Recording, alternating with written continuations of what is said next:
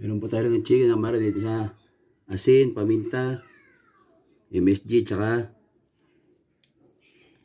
parsley. Natin lang siyang mimix para mag-combine yung kanyang mga ingredients. Marinate na po natin siya ng mga hanggang 1 oras o 2 oras. May isama po ating mga kamay. Lagi tayo naghuhugas. Hello mga kaps, tayo magluluto na. Apoy. Tayo mantika.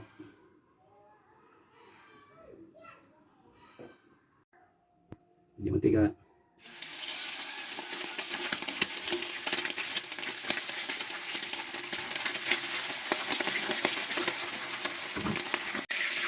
Natin.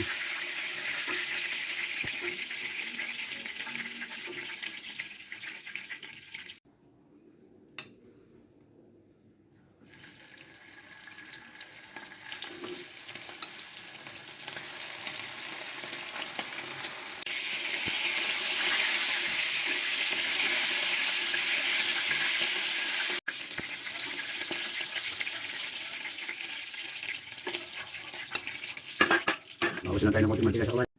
Konting kawali. Bawasan natin ng konting mantika. Lagyan natin butter. Lagyan natin garlic. Lagyan sa ating mga kamay.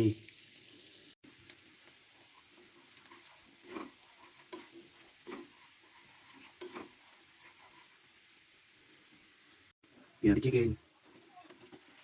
Tingnan gulong sa butter ang ating chicken.